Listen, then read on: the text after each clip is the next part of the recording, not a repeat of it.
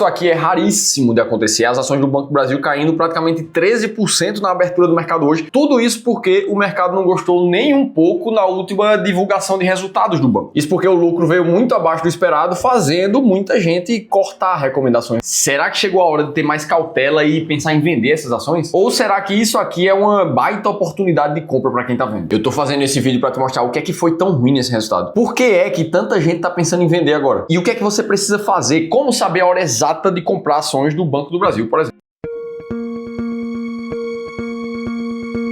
Boa, beleza, vamos lá. E realmente eu tô gravando esse vídeo aqui no início da tarde de hoje e a queda segue em mais de 12%. Então o mercado abriu caindo forte e não se recuperou não. Então a impressão que se ficou é que o resultado realmente foi muito ruim. E como o Banco do Brasil divulgou resultados ontem, depois do pregão, na quinta-feira, 15/5, então fica muito claro que essa queda foi uma reação do mercado a esse último resultado solto. Então vamos dar uma olhada no próprio resultado pra gente tentar tirar algum insight aqui, né? Eu tô na apresentação de resultados do Banco do Brasil pra gente conseguir olhar isso junto. Beleza, e aqui na parte de lucro líquido ajustado, a gente já chega no principal insight que todo mundo falou. O primeiro TRI de 2025 foi de 7,4 bilhões de resultado, o que significa uma queda de 20% quando comparado com o mesmo período do ano passado, e também uma queda de 23% quando a gente olha somente para o final do ano passado, o quarto TRI. Então assim, queda expressiva aqui. E o mercado acabou reagindo muito mal porque a expectativa que se tinha, segundo a Bloomberg, era de 9 bilhões de reais. Então de 9 para 7,3, a gente tá falando aqui de uma diferença de 1,7 dividido por 9,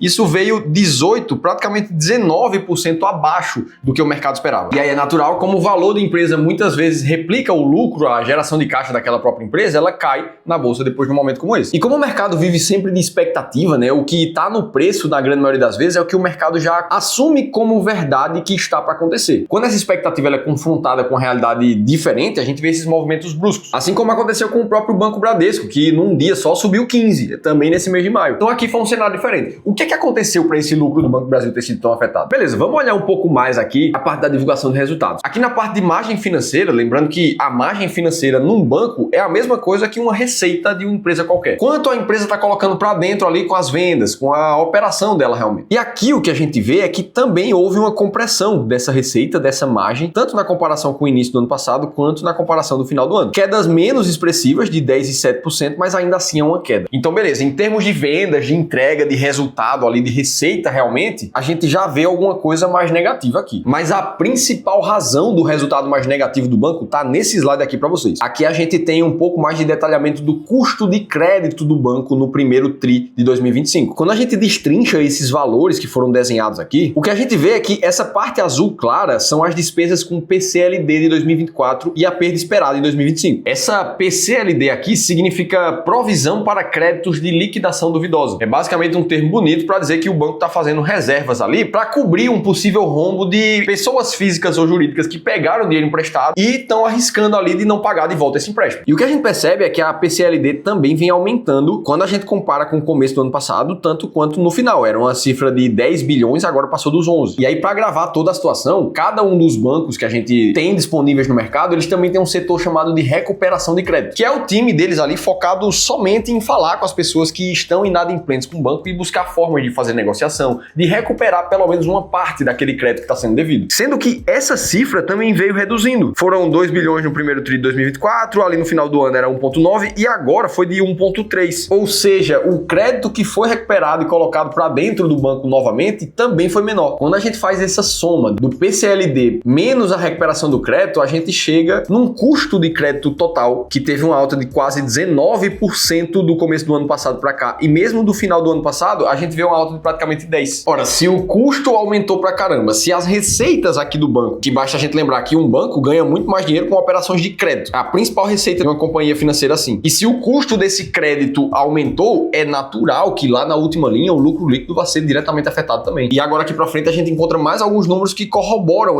todo esse resultado. A inadimplência do banco, que já era um problema pontual que a gente vinha observando desde o início do ano passado, ela continuou aumentando 2024 inteiro. E nesse primeiro semestre, a inadimplência por mais de 90 dias, aqueles investidores que não pagam o que devem por mais de 3 meses, ela chegou a bater 3,86%, que é a maior cifra quando a comparação é feita com qualquer parte do ano passado. E quando a gente olha para a inadimplência de 30 dias, de curtíssimo prazo, essa também teve um aumento expressivo do ano passado para cá. Ora, quanto mais tempo uma pessoa física ou jurídica está inadimplente no banco, menor vai sendo a chance dela pagar aquele crédito. E aí, para gravar isso tudo, a cobertura do banco, ou seja, a quantidade de provisões que ele tem justamente para essa inadimplência crescente aqui, também foi reduzindo. Enquanto lá no início do ano passado ele tinha 196% de cobertura para os inadimplentes, hoje ele está com 184%, o que também aumenta a percepção de risco do mercado de que a provisão precisa aumentar ainda mais. E aí tudo isso resulta em reais no NPL, que é o que a gente chama no inglês lá de Non-Performing Loan, ou seja, a quantidade de dinheiro que foi emprestada pelo banco, mas não está performando, não está gerando resultado ali para o banco, já que ela está inadimplente. O NPL do Banco do Brasil também teve um aumento significativo, saindo de 9,5 bi para 14,2 bi no começo desse ano. O fato é que com a inadimplência batendo quase 3,9 nesse momento para 90 dias, essa cifra também já fica superior à média atual do sistema financeiro nacional, que está em 3,2, o que também deixa mais um alerta amarelo ali para o banco. Inclusive, muita gente já começou a comparar ele com o Bradesco, que é outro banco que passou por muitas dificuldades com inadimplência e crédito nos últimos anos também. Ah, Felipe, então quer dizer que a maioria dos clientes do banco não estão pagando o que devem ali? E a resposta é mais ou menos, porque tem um setor específico dos clientes do banco que está puxando bastante essa inadimplência para cima, que é o setor agro, com aumentos de inadimplência extremamente relevantes. Quando a gente olha para março de 2024 e compara com março de 2025, a inadimplência de 90 dias quase triplicou, o que também aconteceu com a inadimplência de 30 dias. E toda essa história do Banco do Brasil com o risco de inadimplência do agro já era algo que a gente vinha tratando aqui nos vídeos recentes aqui do canal sobre Banco do Brasil. Afinal de contas, foi um setor que sofreu desafios ali em 2024 que atrapalharam bastante as receitas, desde os desafios climáticos e do aumento de produção, as chuvas excessivas no Rio Grande do Sul e as secas severas que a gente viu acompanhadas de queimadas no norte, prejudicaram a venda de safras. Sem falar nos custos de produção e preço das commodities, que fez com que insumos como fertilizantes e outras coisas que o setor agro precisa para operar pressionasse bastante a lucratividade dos produtores. Então, se o agro teve um ano muito ruim, com performance muito ruim, é muito difícil pagar o empréstimo, o Banco do Brasil sofre num momento como esse. Inclusive, todo esse resultado fez com que o Banco do Brasil revisasse o guidance deles para 2025, ou seja, o que se espera dos números do banco para esse ano. Fazia muito tempo que o Banco do Brasil não fazia isso, mas o fato é que o lucro líquido ajustado, que era esperado de ficar em 37 e 41 bi para superar até o ano passado, na verdade agora entrou em revisão. A mesma coisa aconteceu com a margem e também com o custo de crédito, que todas essas cifras agora entraram para revisão pelo banco. Bom, vamos ver o que é que vai sair nesse guidance aqui. Em todos os últimos anos o banco conseguiu cumprir esse guidance quando chegava no final do exercício ali. Agora, vendo tudo isso, será que o Banco do Brasil então realmente não é mais uma boa oportunidade para esse momento, uma vez que o setor agro ainda está enfrentando as dificuldades que eles vinham enfrentando no ano passado? Será que esse lucro menor já é motivo para os investidores terem um pouco mais de cautela com esse ativo? Bom, foi exatamente isso que muita gente fez aqui, ó. O Banco do Brasil frustra mercado, analistas rebaixam a ação e esperam um dia ruim. Eles acertaram nisso. E aí corta para alguns comentários desses analistas, né? O JP Morgan comentou que não tem certeza se esse panorama vai melhorar ou piorar, passar mais tempo desse jeito. E aí começou a ficar um pouco mais cauteloso e rebaixou a recomendação do banco. A Genial Investimentos foi na mesma linha. Revisou a recomendação de compra para manutenção, além de reduzir o preço-alvo de R$40 para R$31. A gente tá falando de praticamente 25% de queda aqui no preço-alvo do ativo. Agora, sabe o que é mais maluco nisso aqui quando eu começo a observar? Há menos de uma semana atrás, eu mostrei isso para vocês aqui no canal também, tinham muitos analistas fazendo uma baita projeção de alta para o Banco do Brasil, dizendo que ele poderia saltar quase 50% até o final de 2025. O que a gente estava vendo no começo desse ano, na verdade, era uma elevação do preço-alvo de 37 para R$41. Ou seja, se o preço da ação pode chegar a 41, mesmo se a gente pegar a cotação atual hoje, depois da queda, ora, se o Banco do Brasil saísse de 25,8 para R$41 por ação,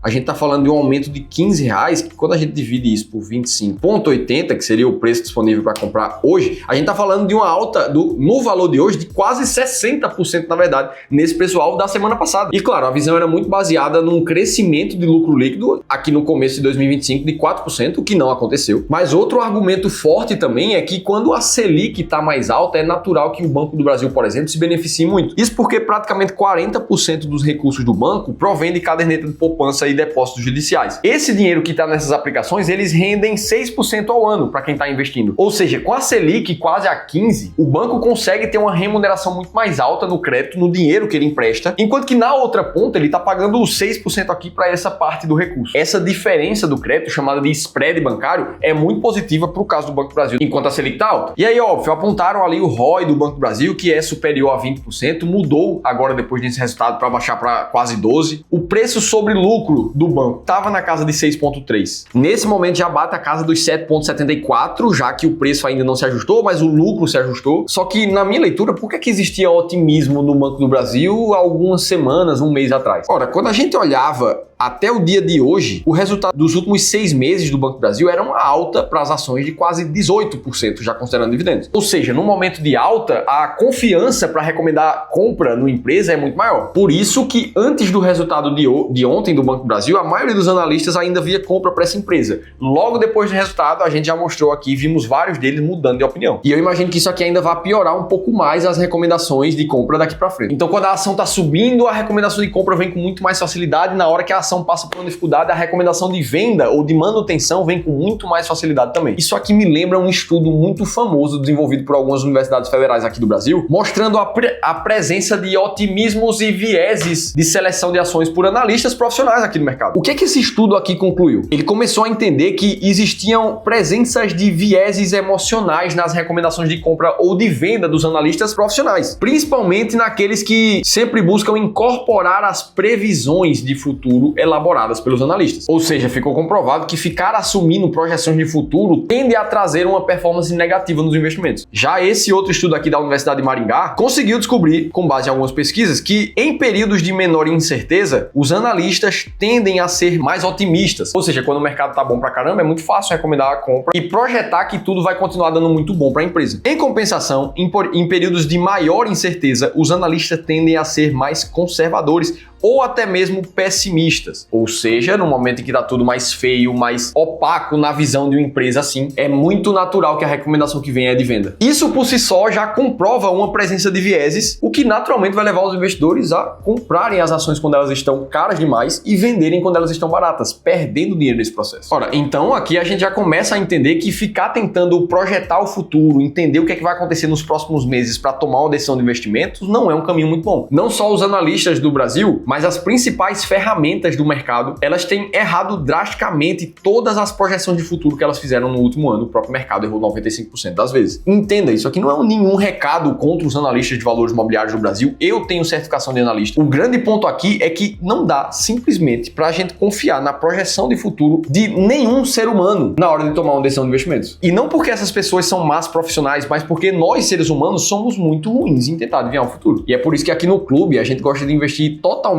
com base em estratégias sistemáticas, que se baseiam 100% em números que já existem, sem precisar ficar adivinhando o que vem pela frente, para tomar toda e qualquer decisão de investimentos, para sempre saber qual ativo comprar. Isso por si só já tira completamente a presença de vieses emocionais, uma vez que você se força a ser racional. E foi justamente essa filosofia de investimentos que permitiu com que a gente alcançasse mais de 4 bilhões de reais de consultoria de gestão e, inclusive, conquistar esses prêmios aqui, ó, das principais corretoras do Brasil, tanto a XP Investimentos quanto do BTG, certificando que nós aqui do Clube do Valor somos a maior consultoria de investimentos fora do eixo Rio-São Paulo. Tô te falando tudo isso porque se você quiser a nossa ajuda diretamente para olhar para a tua carteira de investimentos de forma totalmente individual, considerando o teu contexto patrimonial, os teus objetivos financeiros, o teu contexto familiar, e para que com base em filosofias comprovadas de investimentos, a gente te mostre um plano estratégico de como é que você pode investir melhor, aí eu preciso te convidar para participar de uma sessão de consultoria gratuita conosco aqui do clube. É totalmente gratuito de verdade. Essa sala que eu tô, inclusive, é nos nossos principais escritórios e boa parte das pessoas que fazem análise de carteira com a gente vem exatamente aqui onde eu tô. A única coisa que você precisa fazer para participar e se inscrever numa sessão como essa é ler esse QR Code que vai aparecer aqui ou clicar no primeiro link da descrição do vídeo. Beleza, a gente falou aqui pessimismo, otimismo. Eu te pergunto agora, o que é que você tá achando do Banco do Brasil nesse momento? Me conta aqui sinceramente que eu quero te ouvir. Uma queda forte veio, uma narrativa de uma empresa que sempre foi muito positiva, agora ficou um pouco mais negativa. O que é que você como investidor precisa saber aqui? Ora, o principal processo é que você você consiga de verdade separar a tua parte racional da tua parte emocional nesse momento. A única forma de fazer isso é ter uma estratégia realmente clara, que não deixe nenhum aspecto subjetivo do que é que você está achando, dos resultados da empresa, do que é que o presidente falou, mas sim que se baseie em números, dados concretos que você possa medir. E quando a gente fala de Banco do Brasil, normalmente as pessoas investem nessa empresa procurando um bom fluxo de dividendos. Ou seja, para entender se os fundamentos, os critérios dessa empresa continuam impecáveis em relação a uma estratégia, vamos dar uma olhada em como é montada a estratégia máquina de dividendos, que foi a estratégia com esse foco que a gente montou aqui no clube. Essa aqui tem esses critérios na tua tela, exige que a liquidez das ações seja de pelo menos 3 milhões de reais. O lucro que precisa ser positivo atualmente, isso foi, o lucro caiu no Banco do Brasil, mas ele segue positivo nesse último trimestre. O lucro das empresas que precisam ser crescentes nos últimos 3 anos fechados, então perceba que aqui a gente já alonga um pouco mais o tempo para entender como é que essa empresa vem performando. A empresa precisa estar com limites de payout muito saudáveis, ela não pode estar distribuindo muito mais nem muito menos do que o seu lucro. A empresa não pode estar entre as mais voláteis da bolsa e, obviamente, ela precisa estar com uma alta distribuição de dividendos nos últimos 3 anos. Bom, esses critérios aqui formam a máquina de dividendos, mostram sempre pra gente quais são as 10 empresas que mais pagam dividendos de forma consistente e com confiança na bolsa. E o mais legal é que quando a gente pega essa forma de investir e olha como é que ela performou no passado, nos últimos pouco mais de 20 anos, ela teve uma performance 4 vezes acima do que rendeu o Ibovespa. Ah, Felipe, eu quero entender se essa estratégia é pra mim, eu quero entender como aplicar isso na minha carteira. Se esse for teu caso, eu preciso te convidar para uma aula gratuita que o Ramiro Gomes Ferreira, meu sócio e fundador aqui do clube, vai te dar na próxima terça-feira. Lá ele vai te mostrar as 3 alterações que você precisa fazer na tua carteira de investimentos para chegar até dobrar o potencial de retorno da tua carteira. Para você participar é totalmente gratuito, é só clicar no segundo link da descrição do vídeo. Beleza, então pegando a máquina de dividendos e olhando para o Banco do Brasil hoje, sem viés, sem resultado de curtíssimo prazo, o que a gente tem é o lucro da empresa, ele vem sendo crescente sim nos últimos anos. Inclusive, no final de 2024, ele bateu o recorde com quase 38 bi. Ora, isso aqui já passa num dos principais critérios da máquina de dividendos. E pensa comigo, se o dividendo de uma empresa vem do lucro, e se essa empresa vem conseguindo manter e aumentar os seus lucros ao longo dos últimos 3, 5, 10 anos, isso deixa um ótimo recado para você que pelo menos o pagamento dela vai continuar sendo consistente. Sem contar no payout aqui da empresa, que está em cerca de 56%, também uma distribuição saudável. E por isso tudo, a gente vê uma cifra de dividendos bem crescente também, saindo da casa dos 40 centavos por ação para mais de R$ 2,50 por ação, um aumento de quase 7 vezes o dividendo distribuído. E é por causa desse contexto inteiro que nesse momento o Banco do Brasil está sim entre as 10 maiores pagadoras de dividendos da bolsa. Ou seja, quem estivesse montando uma estratégia de dividendos agora, com base nesses critérios, poderia confiar nas ações do banco. Percebe a diferença que a gente tem agora do começo do vídeo para o final do vídeo, onde a gente avaliou narrativas e depois uma estratégia clara, onde a gente separou emoção da razão? Esse é o processo que, testando e olhando para o passado, sempre funcionou na hora de investir. Agora, isso quer dizer que o Banco do Brasil vai estar sempre dentro da estratégia máquina de dividendos? A resposta é claro que não. Basta ele ter um ano muito ruim, com um lucro muito ruim e perder o critério de lucro crescente nos últimos 3 anos, que ele vai simplesmente sair da estratégia e no período de rebalanceamento, quem segue uma estratégia clara como essa vai encontrar uma outra oportunidade para investir melhor. Tudo em nome da racionalidade, da estratégia e não de um ativo específico que você se apega emocionalmente. Dito tudo isso, eu quero ouvir de você o que é que você achou desse vídeo. O conteúdo fez sentido? Agregou na tua vida? Me conta aqui nos comentários que eu quero ler o que vocês estão dizendo. Agora, se você quer aprender a montar uma carteira de investimentos, mesmo que você esteja começando do zero, aí eu te convido a assistir esse outro vídeo aqui, que a gente contou tudo isso em detalhes. Eu vou estar te esperando por lá.